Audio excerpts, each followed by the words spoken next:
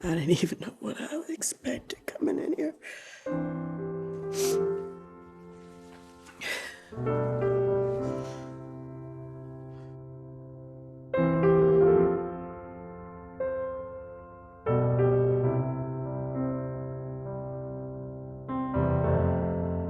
I thought I had done it. I thought I had closed this interview. We have one last thing.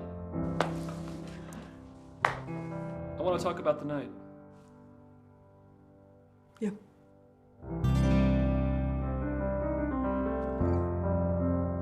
This is your last time to share this. What about the night? Take me through it. Take me through it.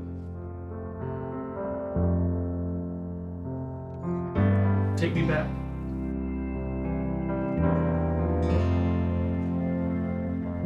You are so cruel.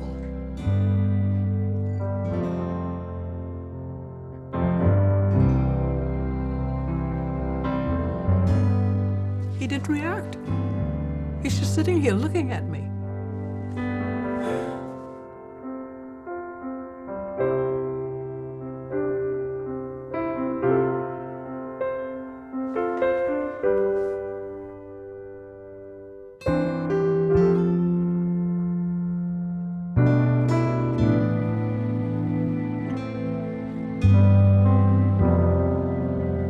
Let me go to the first part of the day.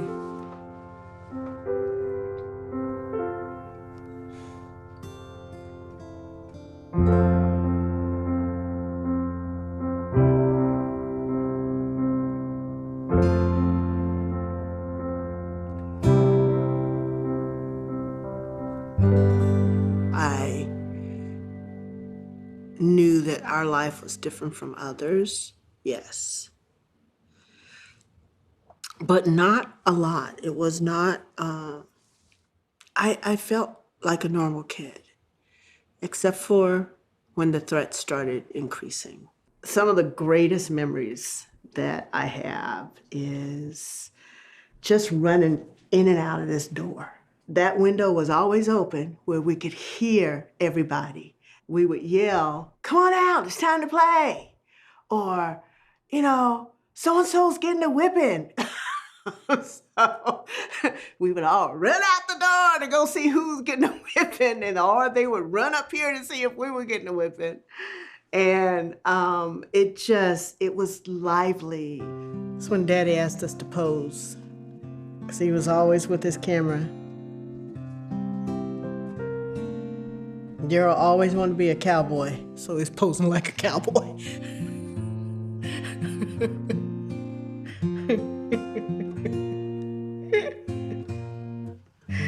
Oh, gosh. Okay, Daryl. Describe your father to me. And, just describe him to me. Well, he first was a man of lots of love. He had lots of love. Okay, start again. Tell me who he is. Okay. My father, Medgar Evers. Oh, okay. To the world, he's Medgar. But to you, He's my daddy. He's my daddy always. My father, Medgar Evers, was a very kind and loving man. Very strong, had lots of strength that emanated from him. He was my confidant.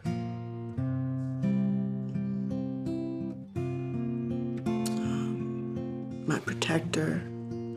The thing that made me feel so comfortable being with him was the fact that he was going to protect me. He was going to protect my family. He was going to also educate us and give us every opportunity that everyone else had. Sorry, I feel like I'm feeling him right now.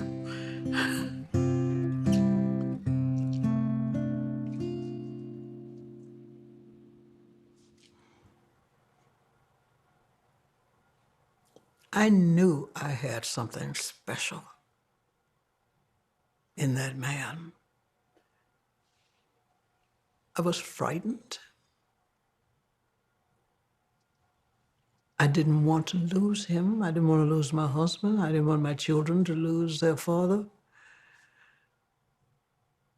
But I also knew at a very early stage in our marriage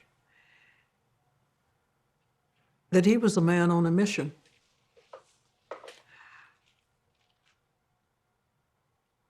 No wife or children were going to stop him.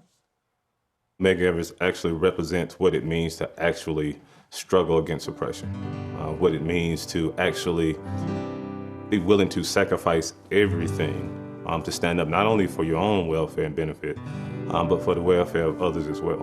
And so as a black man, that's the epitome of what it means to advocate. And so anytime you step outside of what is expected of black people at that point, you could be killed for little or nothing. And that's a problematic existence because your daily existence, your daily life is really based upon the whims of whites at that point. And so it depended on how a white person felt when they came upon you, your life could be taken from you. I think the compassion that I found and others found in Medgar came basically from his mother. The willingness to fight, physically or otherwise, came from his dad. Daddy Jim, as we called him, and as we used to say, and I quote, he took no crap from anyone. He wouldn't even get off the sidewalk. Some beautiful stories with Daddy Jim. One in particular, and I know I'm deviating here a little, was when he would take the boys into town and go to this grocery store where they had an account. Daddy Jim questioned the bill that had built up over a period of time. He was adamant that he had been overcharged, and that was something a black man did not do during that time. You don't challenge that. And it became a, boy, you don't tell us what's right and what's wrong. Do you know who you are, nigger? As the story goes, as Medgar and Charles and Mother Jessie, when she was alive, told it, that he told his boys, back out the door.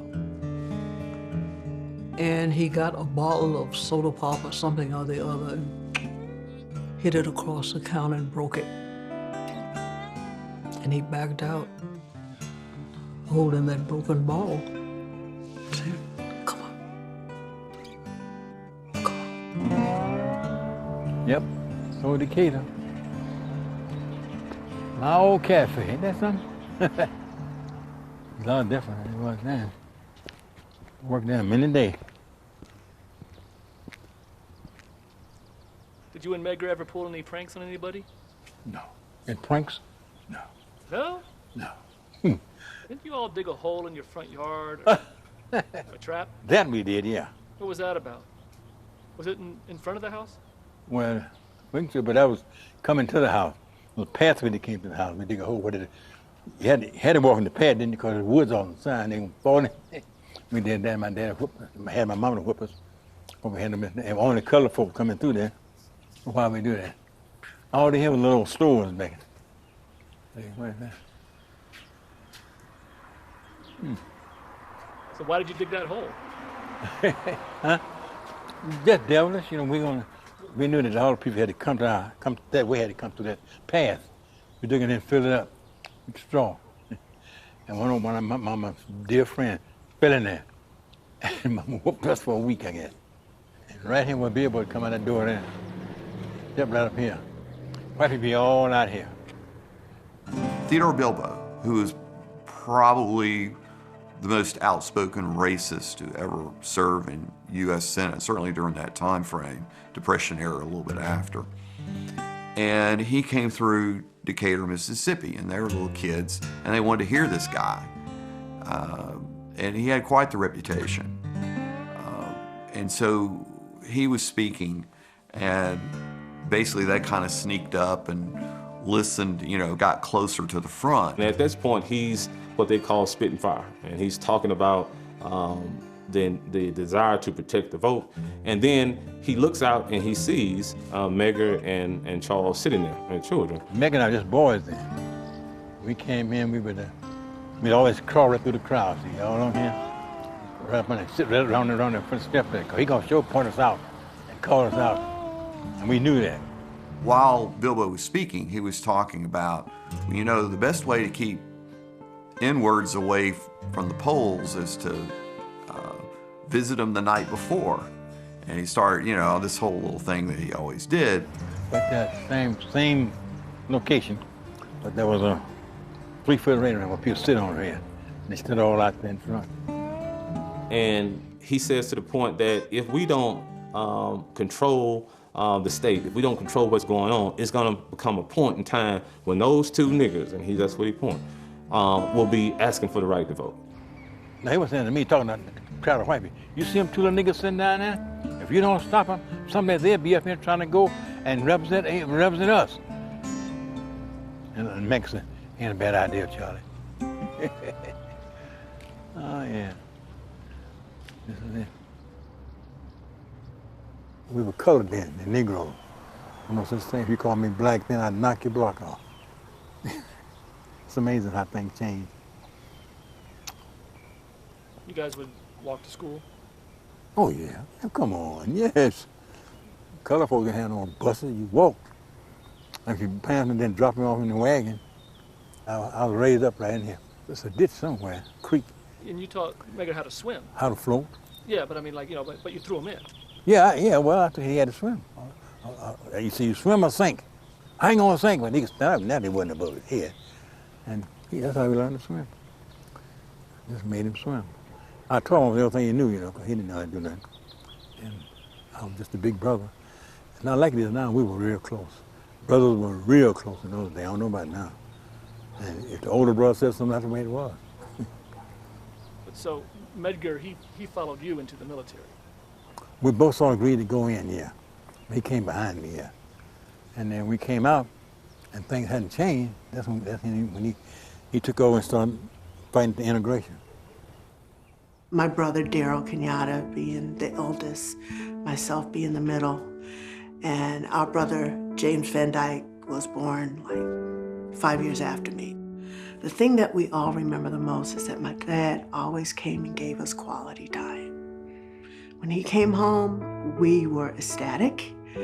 We couldn't wait to hear his car come up, and we get to the door, and we yelling, "Daddy, Daddy, Daddy's home, yay!" And jumping up and down, and he's coming in, and more times than not, he's tired.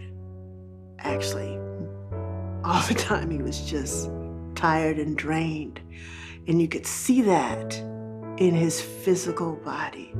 But then he would light up with this brilliant smile that he has. And it was a smile of love. And then he would get into tickle mode. And he would tickle us and hug us. And then we'd be looking, especially if he went on trips. We're like, "What'd you bring us? What'd you bring us?" Because he always, always never forgot to give us something to remember him by, or to just understand that he remembered us when he was gone. This is the neighborhood my mother grew up. She lived with her grandmother, Annie Beasley, and her aunt, Merle, and the land right behind us was where their house was. My grandmother and my aunt reared me in their home. I was an only child. I had to succeed. I knew how much they struggled to give me the life that they did.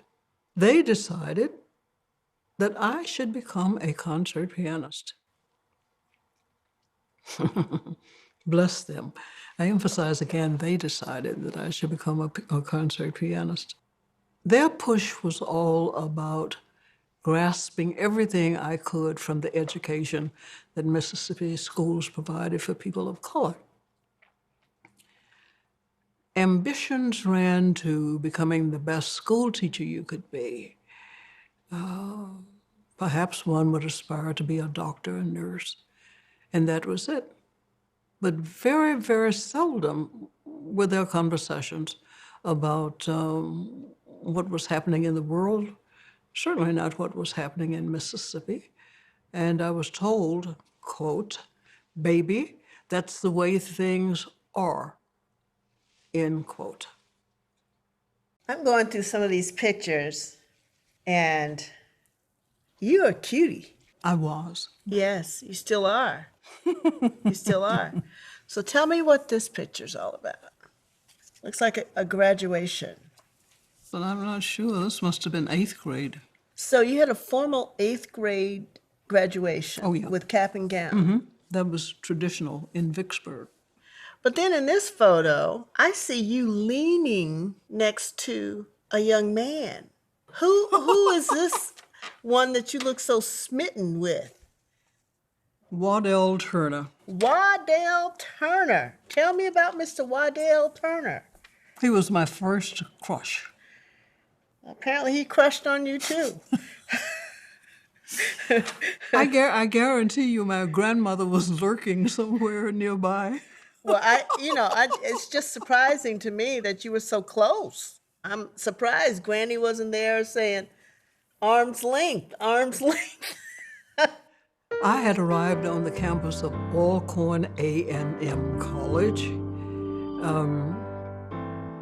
to register as a freshman student. And all of the freshmen came in that day. As we became acquainted with each other, we were standing outside and kind of looking around the campus. And all of a sudden, all of these football players ran up to look us over, this new crop of girls on campus. I leaned on a light pole, and Medgar came over to me and said, "You shouldn't do that." I questioned him. "Why not?" "You might get electrocuted," he said. "Thank you," I replied. But curiosity set in from that very moment, because there was something about class and dignity and strength about him that I saw immediately. And I remember wondering, will this man ever tell me that he loves me? And maybe he doesn't. Okay, so if he doesn't, then what? You take your little wounded heart and go on about your business.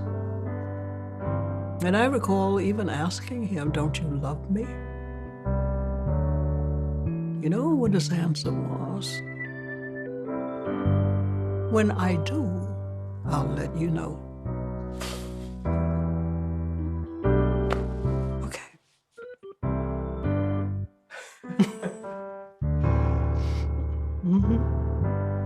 But you knew he He had... did.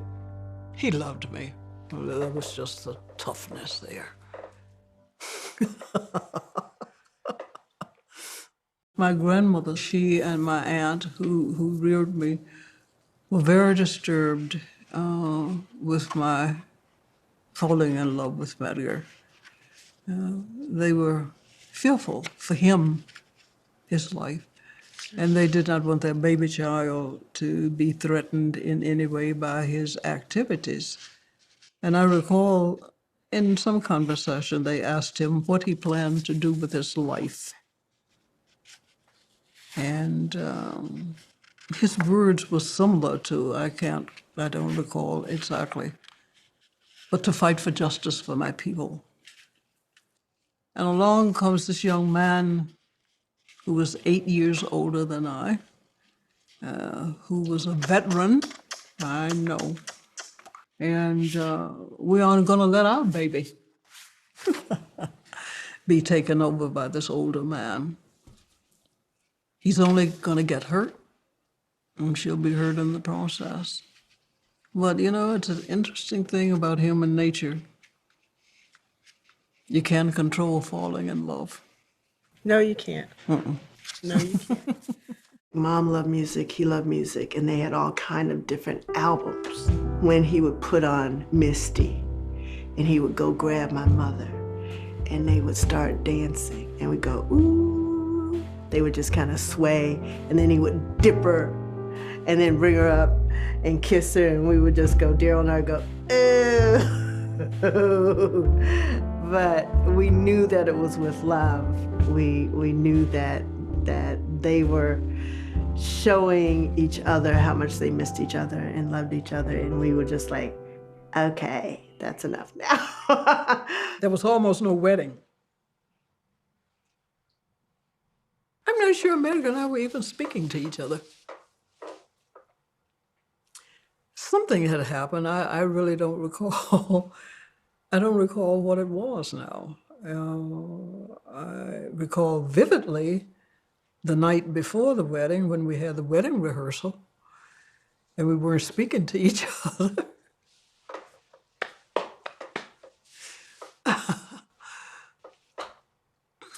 No, we were not speaking the night before. We left that wedding rehearsal in, I think both of us feeling, oh, this is the wrong thing to do. Let's not go there. It was pouring rain. And at our church, they had to go outside and go down all of these stairs to come up on the other side to come in to the pulpit. And Medgar and the best man went down and they dropped the wedding band. And there they were in the rain and the mud trying to find that darned old diamond band. Which they did find. And, you know, I look at the wedding picture where we're all smiling.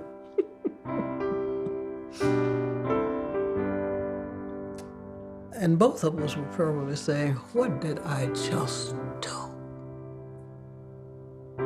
What have I gotten myself into? I know Medgar said he felt that way, and I did too. What on earth have I done here? But you look at that wedding picture and we're all smiling and everybody's happy as we can be. In cutting the cake, which I think that photograph speaks to the truth of that union and the love and the promise for a good future. Well, this picture takes us further forward. I love this picture. I love this little black Cocker Spaniel, Blackie. Mm-hmm. And I love your picture because you are with child in this picture. So which child are you with? This photo was taken in the small, all Negro town, as we called it then, of Mound Bayou, Mississippi, in the heart of the Mississippi Delta. This had to have been my pregnancy with Daryl, our first child. And Blackie was a gift from your dad. So was Blackie your first dog that you got? Yeah, yes, because I was not allowed to have dogs at home. I mean, in Vicksburg at my home there. Wow. Mm-mm. Well, you look so cute and so Thank you, young. my darling, I was young. So tell me about Mound Bayou. 20 years old, something like that. Yeah. Mound Bayou is known as one of the oldest settlements where there was a mix of people, sharecroppers, landowners, small businesses. It was an up and moving community of people of color. Mr. Johnson. Rena! Oh, it's so good to see you. It's good to see you, Rena. Look at you. Come on, show you in here. Oh. I know it makes you feel like a little girl, but this is my dad, and then before it was your dad's. This is his chair. God. This is his typewriter. And this was his desk.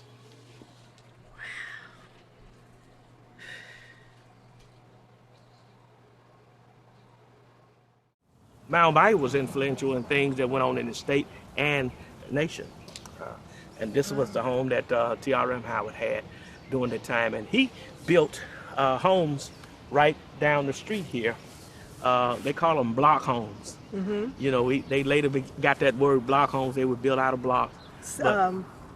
Just a regular block. And these are some of the blocks right here Okay. that he used to build those homes.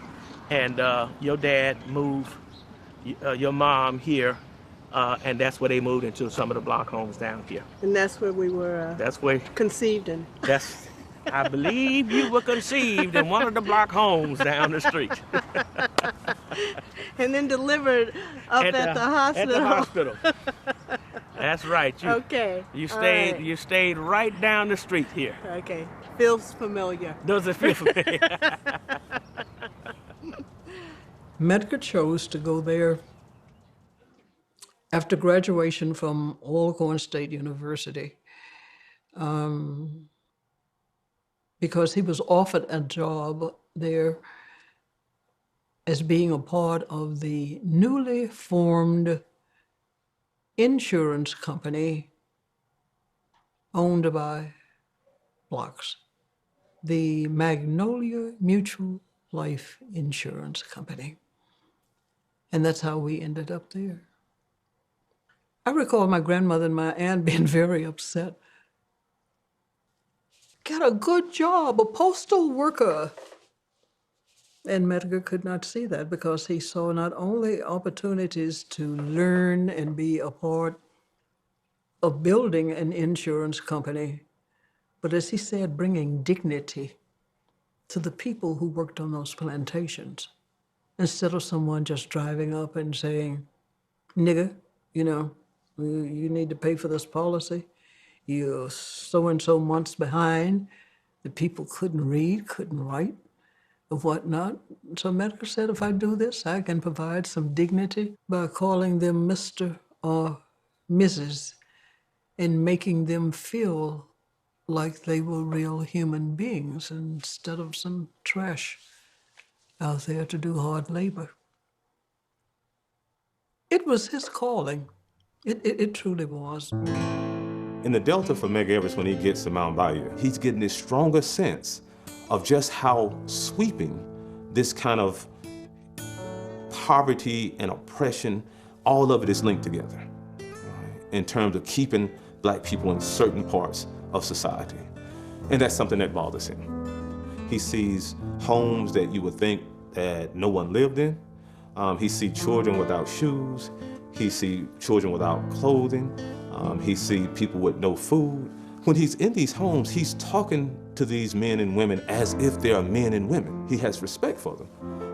And he's telling them about, Black history. He's telling them about your need to kind of stand and resist this, if not for your lifetime, but for the lifetime of your children. These are the things that we're responsible for as men and women. He's also providing them with economic assistance when he can. He's bringing books. He's doing all these things to try to address the needs that he sees in the Mississippi Delta. But he also understands that system did not make itself. In terms of how Medgar Evers becomes a leader, it's a different kind of leadership for him. Because Medgar Evers subscribed to what is termed servant leadership. And so the leadership aspect becomes secondary to the service part. And so Evers' leadership is based upon him getting down there with everybody else and putting himself in the same kinds of situations. So if he's asking you to stand up and do this, he's also doing the same thing. Medgar Evers doesn't leave this stuff out in the field. He comes home and he talks to his wife, Merle Evers, about it. And I think it's important to note that everything that Medgar Evers is doing, his wife is also a part of it. His family is also a part of it. In terms of how she feels about the movement early on, wanting him to be home oftentimes. Okay, that's understandable. When they have children, wanting him to spend more time with that, that's understandable too. But as time goes on, she understands that this is who he is. And what he learns in the Delta is what he's going to take with him when he goes to Jackson as NAACP Field Secretary. One of my fondest times is this porch right here, being on this porch. It's where my mom and I would come out and sit down and just talk. And my dad would come out when he'd come from work, and we'd just sit and talk. Just talk about all kinds of things. What happened at school today? What did you do? Who did you have fun with? What did you make? You know, or just sit and listen to the crickets and the birds. And this is where we would sit and we would catch fireflies out all summer long. Or after we had gone over across the street during the summer, pick blackberries, which hurt because they had like thorns, and come back and Mom would make blackberry cobbler, which is my favorite. It was so good. But the memories are right here, just being together. And life was easy, and it was simple. And Dad was relaxed, and Mom was relaxed because we were all together. It was nice. It's really nice. You lived day to day. You hoped for a future, but you never knew if there would be one, because the certainty was death. And you never knew when it would come knocking. So you make the most of the day that you have and the time that you have. Medgar Evers actually becomes officially NAACP Field Secretary in December 1954. He's actually going to get actively and move to Jackson in 1955. His role and responsibility as NAACP Field Secretary is to grow branches, to increase membership, but to also investigate any kind of crime or brutality against African Americans in the state of Mississippi, and then report all that to the New York office. Right? And so he's responsible, as field secretary, he's responsible for the state of Mississippi, which is a huge undertaking. Now, in terms of how he does this, is he's constantly traveling throughout the state. And so once there's a report of somebody who got beaten or somebody's got killed, he immediately gets in his car, and generally he takes a photographer with him, and then they go to these places and they investigate. All right. He's also going to a lot of these places undercover. He'll go into fields, he'll have hat, overall on, blend in, and talk with those individuals about starting an NAACP chapter as well, in addition to investigating what's going on. And so that's kind of how he lives his life at that point. And he understands fear. He understands that. Let's not pretend that he doesn't. He understands why people are afraid, because it's nothing more prevalent than the belief that if you say something or if you do something, somebody's going to kill you or your entire family. All right? So he understands that point. Sometimes his frustration boils over, particularly when it gets to instances in which men aren't standing up the way he knows that they should or believes that they should. And there are instances in which one young couple, a married black couple, who the wife had got raped by her employer, right? And they come to the office to tell him about it. But the husband is really reluctant to get engaged in anything in terms of going to the law or anything of that nature. And Evers, the more he listens to what the woman went through, the angrier he gets. And finally, the young man says, well, I don't think there's anything that we can do about it. I mean, if we do, both of us going to lose our jobs, or, we may get killed. And at that point, he boils over and he says, to hell with your jobs, to hell to getting killed. If that had happened to my wife, I would do whatever it took to combat this. And then he tells the individual that you're not a man, you're less than a man. Yeah, but so Medgar, he was all in when it came to the civil rights movement, and you had your limits. And so there seemed to be this, this battle going on. A battle going on, because how could you want it to be when you know that the possibility is that you will be eradicated and your children will be without a father? On the times that we had those discussions, if you wish, or confrontations, Medgar would look at me and shake his head and walk away. I'm there, wait. Don't you go, we haven't finished this. Just turn around, look at me, and walk, because we were miles apart in what an individual should do in terms of rectifying the prejudice and the racism and the hatred that we found in our society. Medgar saw the larger picture of what could be, what should be, what will be. Looking over this way, Daryl and I, Van was too little. He didn't get chastised. He didn't have, we never had time out. It was never a timeout situation. It was, let's take care of this now. My mother was disciplinary. She didn't wait for my father. But what she did, she said, just wait till your father gets home. You know, but she would spank us or whip us first, and then when Dad got home, we got a verbal lashing, which was the worst. We didn't want to disappoint him. We didn't want to disappoint my mother either.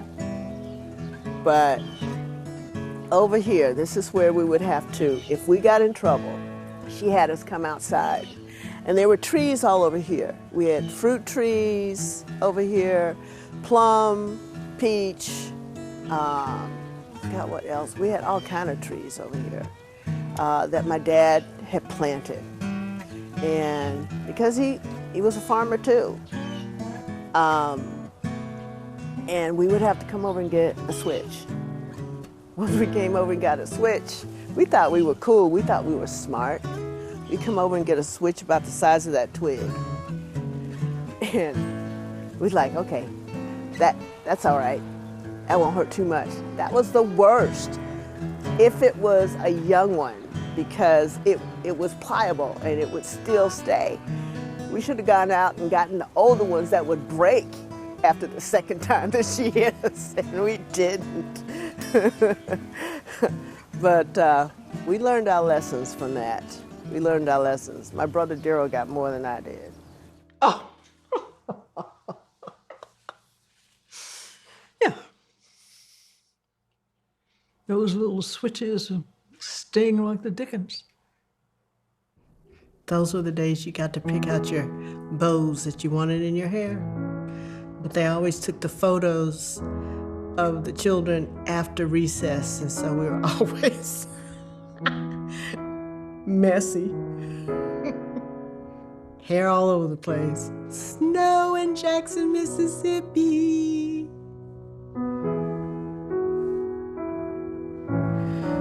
That was so much fun. Dad helped us make the snowmen and snow angels. We got out of school early. I think it stayed that way for a couple days. I don't ever remember snow after that. Oh, my favorite, watermelon spitting game.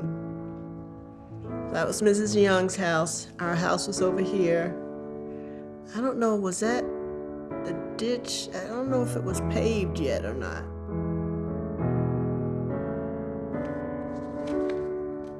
Dad didn't always smile a lot on photos, so it was great to see his smile. I love his smile. It's at the opening of the NAACP office on Lynch Street. The second office, not the first. Our father did not have a typical 9-to-5, go to the office, come home job. And that he was always traveling, and that there were different people in our house every week.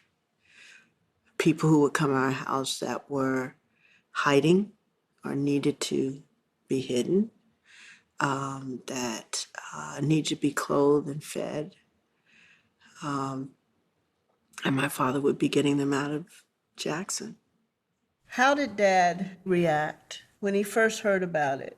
The brutal, brutal murder of Emmett Till. I do recall vividly Medgar's deep hurt.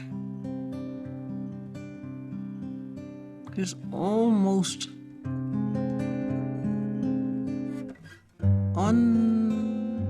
unchained anger. Very seldom in the years that we were married did I see my husband cry. But he shed tears about Emmett. Tears of, I'll use the term because I think I'm accurate, of hatred, which was rare for Medgar. Anger, yes. Hatred, no. But as he would say, I'm human. These are my people. This is my country. I would hear him say that so many times. I can't stand by and do nothing. I fought for my country in Europe. Yeah. And I came home, and all of this hatred is here. I'm going to have to keep fighting. That's what he did. Yes, he did. Yeah. But I think of the strength of Medgar Evers,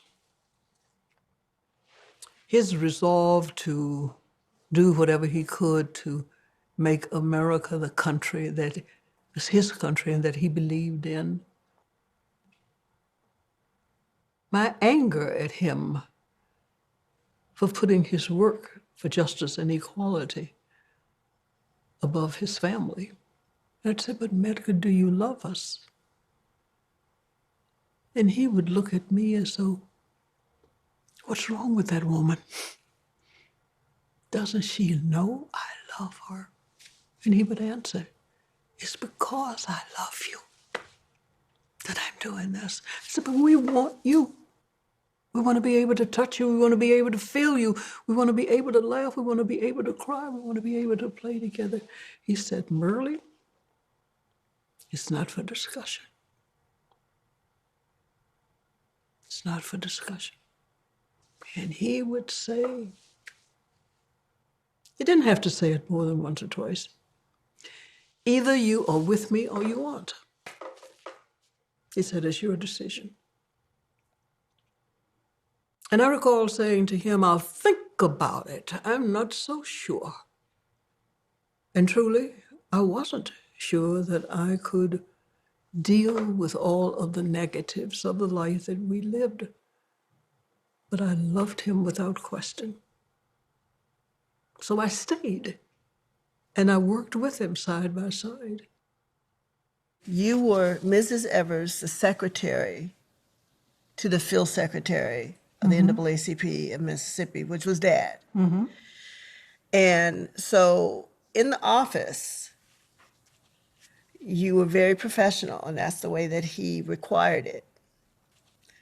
So it was never first names. Is that correct?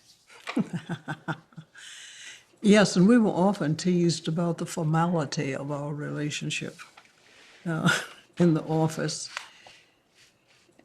We declared, with his insistence, that we be formal, and I always addressed him as Mr. Evers, and he addressed me as Mrs. Evers, unless there was an occasional lunch or something and the doors were closed. And The doors were closed at lunch? come here, baby. So was there You have to remember, was we there were an young. afternoon delight? Is that what you're It telling me? all depends on how you define delight. But really, in the stress and strain of dealing with the hatred, I'll just leave it at that, dealing with the hatred. Medgar and I never knew if we would see each other that night, the next day, how long we might have together. What are you thinking about? What's up? No. You were thinking about something. Yeah. What's that? The bullet. The bullet hole. That's all. How forceful it was. The come through. And to invade into a space all through the house. They didn't just want Dad, they wanted us too. Mark? Okay, Daryl, tell me about the games and what they meant to you at that age. Well, the games at 8 years old, kids like to play a lot of games. So to me, it was Army and combat, and my father used to see that in me, so he made a self-protection game. He says, okay, we're going to pretend. It's like if someone approached you, what would you do? And I said, well, I guess I'd run. He said, no, if you heard a loud noise or you heard a menacing sound, I think the best thing we should do is fall on the floor and get under cover, get under a table or get under a bed, so that we're not hit or hurt by that. And I thought that was a great game, and I lived my life as a game in that sense, because it was more of, it was more exciting than just, oh my God, what's gonna happen, people are after us and everything like that. We were trained, but as a game in survival. And knowing that, just like being right here, you don't sit next to a window. That was the biggest no-no in the world. That and a door. You don't sit in front. You don't sit with your back to the door. You need to always know an exit. If someone's coming in one way, you need to know how to go out another way. Different sounds. You need to make sure that you understood the difference between a gunshot and a backfire of a car. And at that time, cars backfired all the time. It's not like now. So, I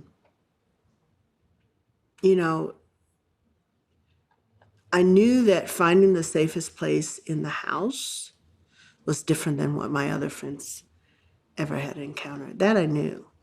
When my mom was busy, we would answer the phone. And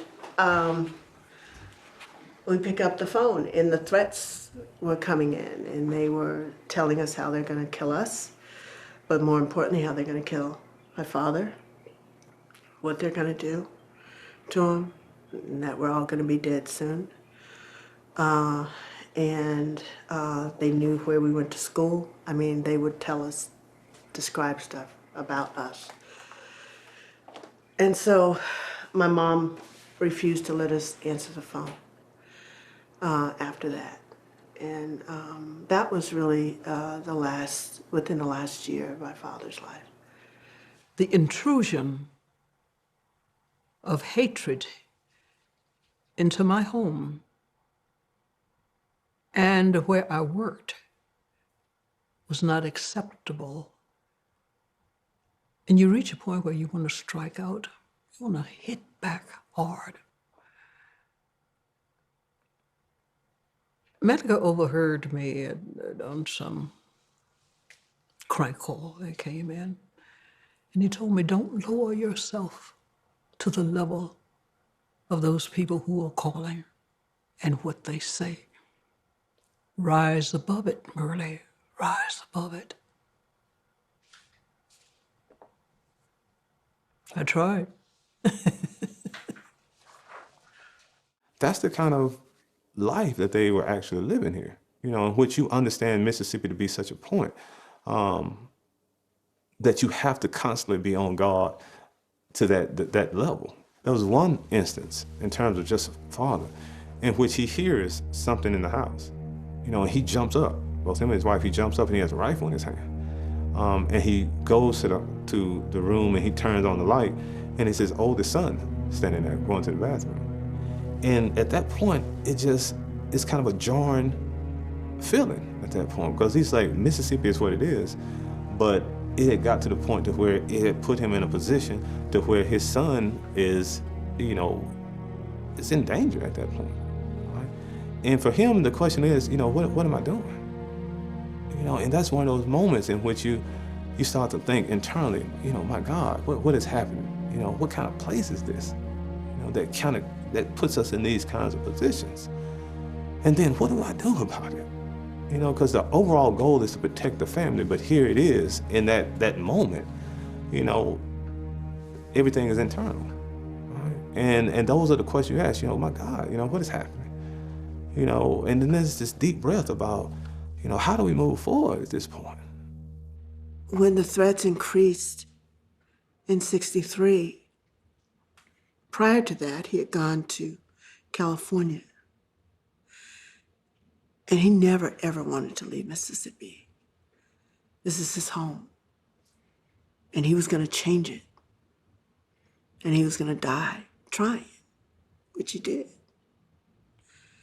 But he said that he would go to California. And so that was like giving her a window of opportunity to kind of push, let's go there. Let's go there. Let's leave this alone. Let's go. But he wasn't having it. You know what? I have to tell you this. A day does not pass. A night does not pass that I don't think about him, that I'm not thankful for him, for a country, the world, his children, and myself. And it was a sacrifice that was made, and one he said he would make gladly. I never took that on, but I knew it was a sacrifice that I'd have to make. May of 1963 is really going to really kind of put Medgar Evers on a different level. Because by '63, Mississippi is really trying to, particularly Jackson, is really trying to get hold of these movements for change. This was during the time of these protests. These kids, most of these are kids basically, being rounded up and taken down to the fairgrounds and held like cattle basically. And I think Roy Wilkins, the head of the NAACP, his famous line was that the only thing different from the Nazis was they don't have the ovens. Jackson Mayor Alan Thompson's televised and radio address that he gives, in which he tries to paint Mississippi as a place where everybody gets along, and that it is a beautiful city, and that it doesn't have the same kinds of problems that a lot of these northern cities have, and that black and white get along together. So back during this time, the FCC had equal time rule. So if you got on, you're a politician, and you were given 15 minutes of time on the air to voice your opinion, then you had to provide equal time to his opponent. Well, Medgar Evers immediately demands TV time to answer those charges, because he believes that the NAACP, but also black people in general, had been attacked, and there needed to be a response. And FCC had already had trouble with WLBT, this is where it aired. And so basically the FCC says, all right, you have to give him equal time. And so this is unprecedented. And he understands that this is a very important opportunity for getting the message out, because he's very adept at the media and using the media. He had done so with newspapers all along, but he's also aware of how Martin Luther King Jr. and other civil rights activists use television as a means or as a strategy for getting messages out. So here's Medgar Evers getting on television, and he begins to speak. And the reaction is fascinating. There are actually recordings of this. It's almost kind of more shock. There's certainly some racist responses to it, but the vast majority of the people that are responding are almost shocked by this. The sight of a black man, professionally dressed on television and speaking, to the public was just not seen at that time. So you had that, and then you had people that actually basically said, hey, if you don't take that black man off television, of course they didn't use the word black man, I'm going to come down there and take him off. And so this particular TV event really not only put him, I think, in what I would call the national level as well as a civil rights leader, but it also opened the doors to everybody who's against everything that he's talking about. And they now have a person to point to. And so it kind of highlights him in that aspect as well. And so, yes, by 63, you have all these entities who really want to silence him. So, Mrs. Evers, working with Mr. Evers and being his secretary, I heard at one point that your manual typewriter skills were excellent. They were. And how many words per minute I did don't you know, type? 70, 75, 80. I was a very good typist. You Thank told you. me years ago that you had gotten up to almost 90 words I a minute. probably had. My hats, my hands, my fingers off to you. But so with that, looking at these speeches, there's a lot of speeches. Mm-hmm. I also edited. Oh, did you? Mm-hmm. I mean, edited, you do that if it's necessary or whatnot. On a few occasions, I might have written some. Mm-hmm. Oh, not an entire speech. No, Okay. no. But so when you were typing his speeches, I know you would edit and read. So would you just read the top of this one, please? you know, Negroes living in the first half of the 1800s in this country must have lived a miserable life, being bought and sold like cattle, and in many instances having their children snatched out of their arms and sold from the auction block and never again reunited with them. Can you visualize with me having your husband, wife, son, or daughter sold into slavery and never again to see them? Well, that is what it was like during slavery. And prior to the issuance of the Emancipation Proclamation on January the 1st, 1863, which we commemorate here today. So Dad addressed so many issues by pulling back the history and educating on the history of that time and bringing it forward. Here he mentions names like Harriet Tubman, Sojourner Truth, Frederick Douglass, and a host of others too numerous to mention, and often in the category of unsung heroes who forever become beacon lights to men and women who crave freedom during this and other eras to come. You know, it's fascinating to me to go through all of my old files and see these documents and his speeches and realizing that things haven't changed that much since September the 7th, 1955. We still find so many aspects of American society today that are so similar to That are this. the same. Yeah. And, you know, Medgar knew that. I was timid, afraid. I didn't want to lose him. And I knew that that was what would happen if your dad continued. Can you stand up there? Where?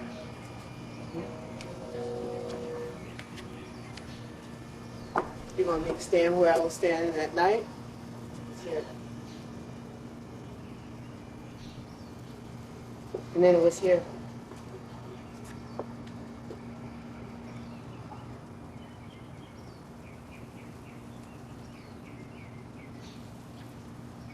Where was your dad? What? Where was your dad? That, the largest pool of blood was right there. Largest pool. He was positioned right here with the t-shirts. It's amazing that it's so prevalent still. Yeah. These are blood. These are the blood stains. This is what Mom used to try to wash away.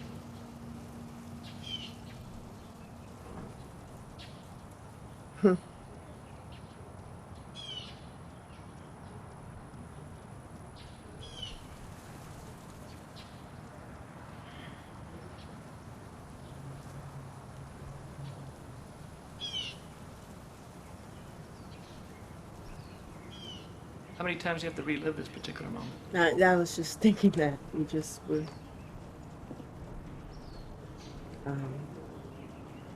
reading my mind. I was thinking, how many times am I going to be able to do this? Again.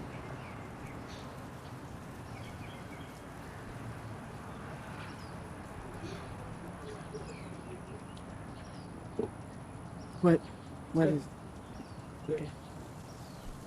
Okay.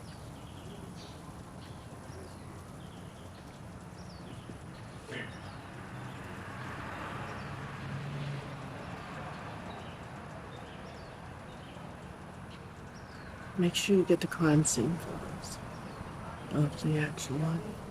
We'll get the actual ones. The actual ones. The tour group's gonna be coming out of the house. I'm ready to go.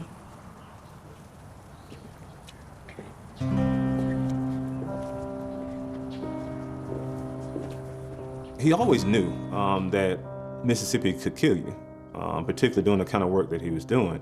But toward the end of his life, that seems to have been kind of points that pointed that he knew or felt that kind of imminent end may be upon him. One of those was the fact that he told his wife that he didn't need a new suit. He wasn't going to need one. Well, she thought that he should get a suit, particularly given what he was doing, and that he needed a new one. He was telling her he didn't need that. He wouldn't need all the shirts that she was ironing. These are the things that he was telling her as well, so she was also concerned about that. Medgar was no fool. He knew what was going to happen without Felix Dunn, Dr. Dunn, in Gulfport telling him that this person had been assigned to kill him in the next few days, and that it came from someone in the White Citizens Council who spilled the beans to Dunn so Dunn could tell Medgar? He knew. My father's more tense.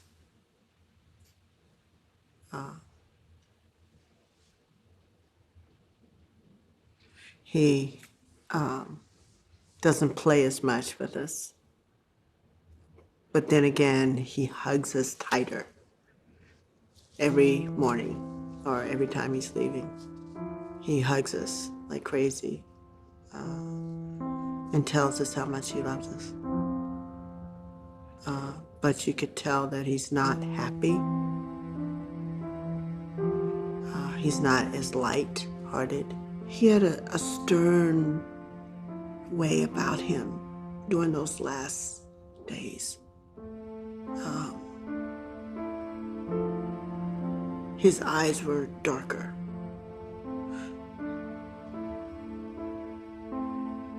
And he had a look of not defeat, but he had a look of acceptance. Days after he delivers his speech on television, he delivers his speech at the Masonic Temple. There are more than 1,000 people there, and he basically tells the crowd, you know, look, I would gladly give my life if it meant, you know, freedom, true freedom for my wife and my children. It kind of went like this over me because I didn't think my dad would ever go, you know. Who thinks?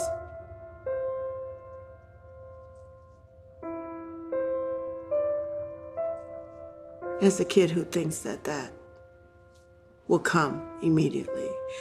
Even though we had threats, I just never thought my dad would leave us.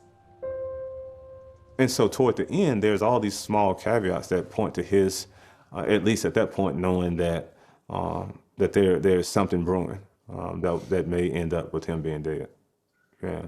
And so akin to Martin Luther King and that mountaintop speech in which he does the same thing, is that when he tells the people, I may not get there with you, but I'm not fearing anybody. I'm not fearing any man, So he had that sense.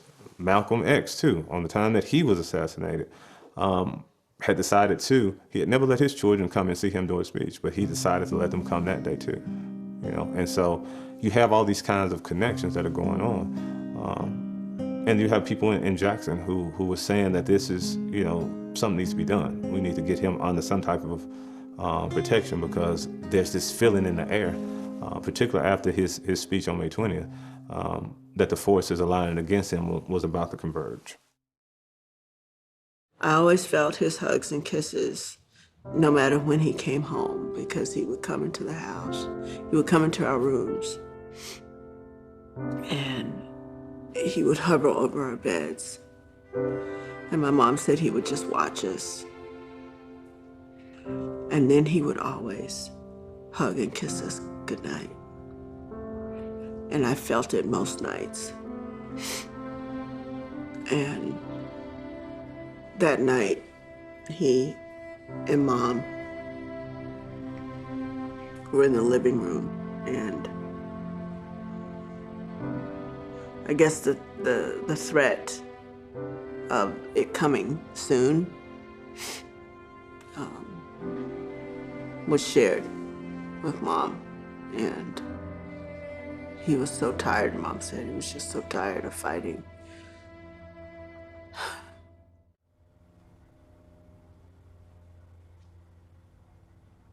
I recall we both told each other over and over again how much we loved each other. And it was one thing that he said to me that night, that following morning. Merely take care of my children.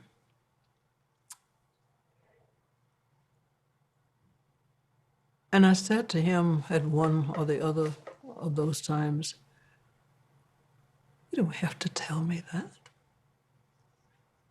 They're my children too. And he repeated again, you take care of my children. I recall that there was an embrace at the end of that sentence. Medgar prepared to go to work the following morning. He went out to the car 2 or 3 times as though he had forgotten something, but he kept coming back and he kept embracing the children. He reminded them to be sure to stay up and listen to President Kennedy's remarks. Bye, Daddy, we'll see you tonight. You'll see me tonight. And he also calls her several times during that day. And she remembers that that's a little bit outside of his character, or what he had done, rather, in the past. But it seemed like this day, he just really wanted to kind of be with her and let her know that he was thinking of her. And that's some of the indications, too, maybe that he felt that something was amiss. But yes, so that June 11th, well, I think was a pivotal moment for him, too. Because he's sitting here spending that day working like he always did. He understands there's going to be this presidential address, but yet he also has this kind of feeling that he wants to make sure that he's connected to home. And this was John F. Kennedy's first ever civil rights speech. And he quickly decided to do this. This is not like something that maybe he had been thinking about it, but it was something he decided to do immediately. I hope that every American, regardless of where he lives, will stop and examine his conscience. And his whole point was, would you be willing to trade your place? If you're white, would you be willing to trade places with someone who's black? If an American, because his skin is dark, cannot eat lunch in a restaurant open to the public, if he cannot send his children to the best public school available, if he cannot vote for the public officials who represent him, if in short he cannot enjoy the full and free life which all of us want, then who among us would be content to have the color of his skin changed and stand in his place?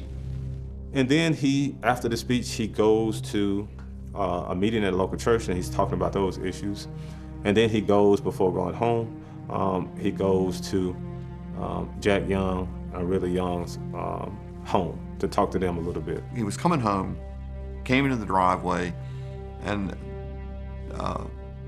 the children had stayed up to watch. Mother had let him stay up and watch the President Kennedy speak. And they'd all kind of dozed off by this point. Well, it was an evening that my brother, sister, and I were waiting for my father in anticipation like we usually do. You know, when he came home, we expected him to bring us something. And we were watching TV. Elliot Ness and the Untouchables. Because I felt my dad was untouchable. I remember the children saying, "There's Daddy, there's Daddy." They knew the sound of the car.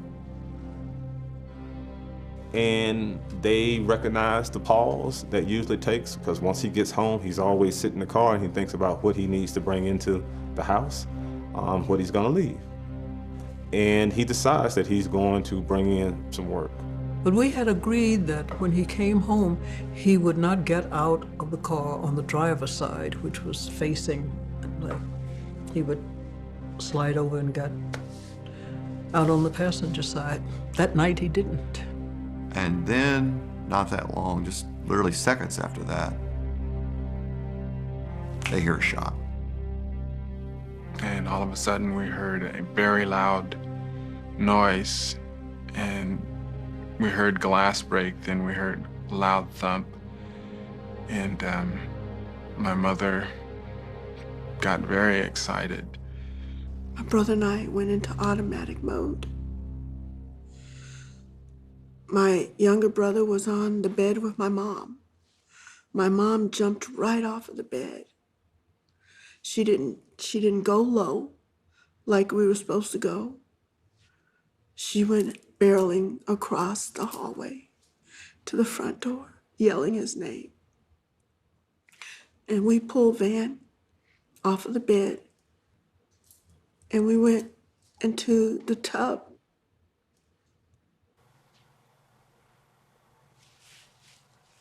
And the blast, they did exactly as he had trained them to do.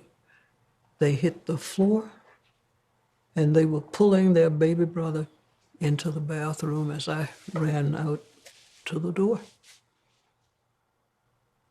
Opened it and screamed. This time I knew it was really serious, because we had been attacked before with Molotov cocktails, but never had it been a bullet. And I recognized that some high velocity projectile had come through the house. My mother went to the door and she told us to wait behind. She opened the door and she screamed. At that point she ran outside and curiosity got the best of me, and I walked to the front door and I just stood there. We ran out and saw him and begged him to get up. Because we knew if he got up, we could get him in. We could help if he got up strong. And to this day, I can hear their voices. Daddy, get up, Daddy, get up, Daddy, get up, Daddy. He never did. The shot hit him in the back and just caused tremendous damage and bleeding, and then went entirely through him, went through the window, went through a wall, hit the refrigerator, and landed on the kitchen counter. And that's what force that bullet had. And so Medgar Evers was a strong guy, and he was able to pull himself around to to the house because he knew that his family were potential victims as well. I don't think it was so much to save his own hide as to his concern about his own family. And he's still conscious at that point. He's still trying to get home. Strong man. And he had been able to pull himself almost around to the front of the car when he fell. He saw Daryl and I and my mom, but we got closer than my mom did. By getting down and telling him, please, Daddy, Daddy, get up. So we saw, he looked at us. Medgar was still alive. I don't know if he heard me or not. I kind of assume he did. Because all I could do was to scream and tell him to get up. It was going to be okay. I love you, I love you, I love you, get up. And so they actually get a mattress out of the house, his daughter's mattress, and they put him on it and they put him in the station wagon to take him to the hospital. And she's left, with all of this that's going on, and the children are there and everybody's there. And so now it becomes, what has happened? Is he going to make it? Is he going to live? I tried to go with him. I was told that I fought like a tiger. I probably did. Because I felt my place was with him. He would have said with the children, but I knew people would take care of them. So I had to wait. I had a very strong feeling that my father was taken care of, even though he was wounded by an assassin's bullet. I felt that his soul was in peace, his soul was in rest, and I felt that myself, personally. I told myself I was near him and with him because he was on my mattress. So I was with him to the last moment. That's how I felt. And I told my mother, don't cry, because Daddy was so tired. Now he can rest.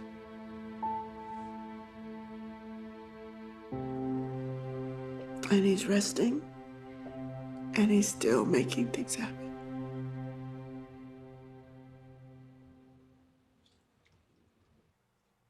The police came. I understand that I cursed them out, and I'm not one who uses profanity even today. Doesn't mean I don't know some words. And I use those words, ordering them off of my property and not to touch my husband's blood.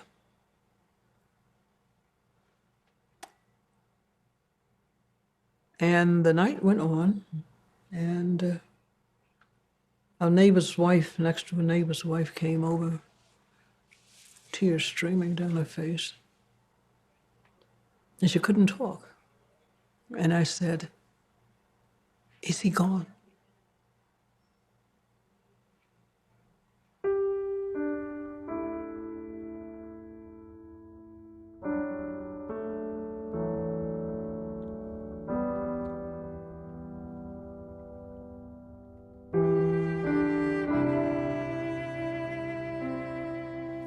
I didn't sleep that night, and I remember standing in our bedroom window, looking out into the night.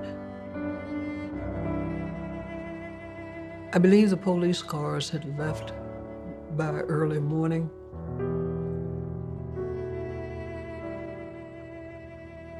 And thinking, dear God, thank you for giving me that man.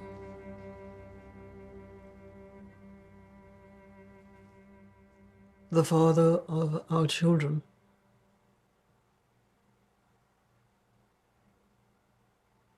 Bless him, take him home.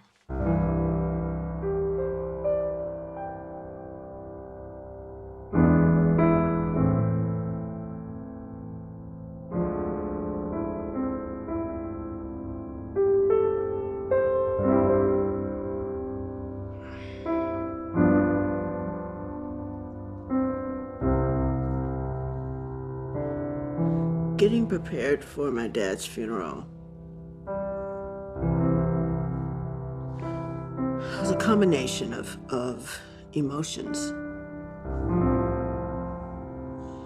I knew my father had died. My mother was not in a state to see us, but we had to do the funeral.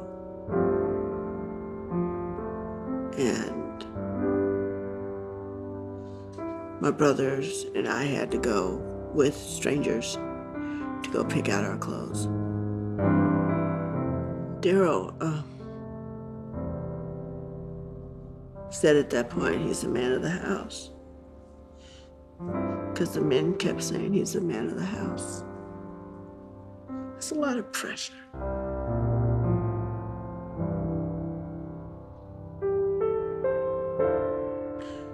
Before the funeral, they kept pushing us to go up and see our dad. And Mom said, come with me. And I didn't want to go. I didn't want to see Daddy like that.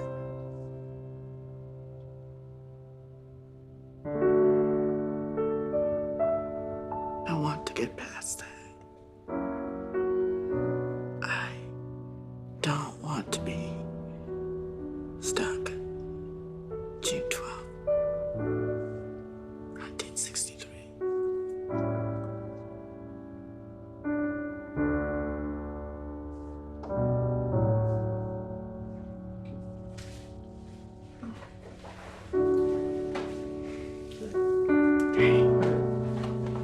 Thanks.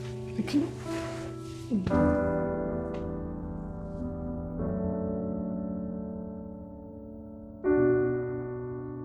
Who killed Medgar? Well, there was a man who pulled the trigger that took his life. But I have to debate with myself who killed Medgar Evers. Was it the hatred in America?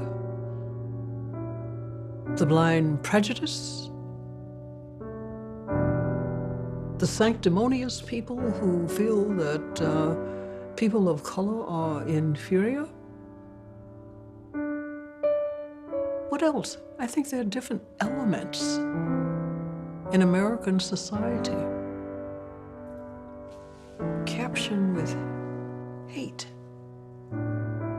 that killed Medgar Evers. However, I will say this. Medgar's body is gone, but his spirit lives. And it grows within people, not only of his generation and older, but his children's and his children's children. It's just my hope that Medgar will be remembered and never, ever forgotten, and will serve as something that he would want. And that would be a life, a mission, where all people could, as we say in our Constitution, where we're all created equal and be treated that way.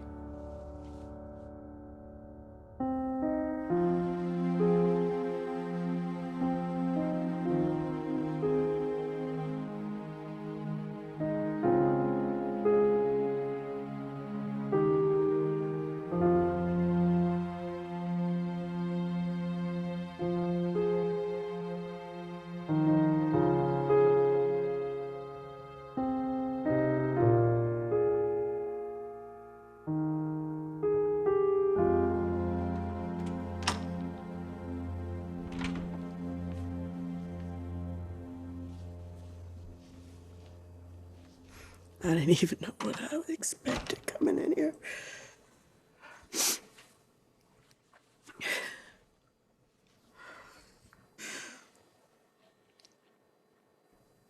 I'm being told to hold tight, 'cause it's all right. And I'm talking to you like you hear me. And I know you do.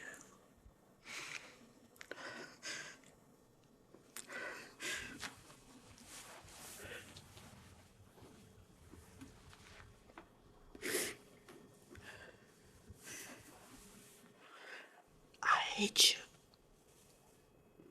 You took him away, but only physically.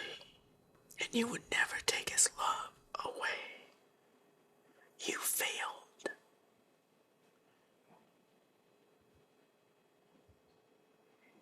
You totally failed.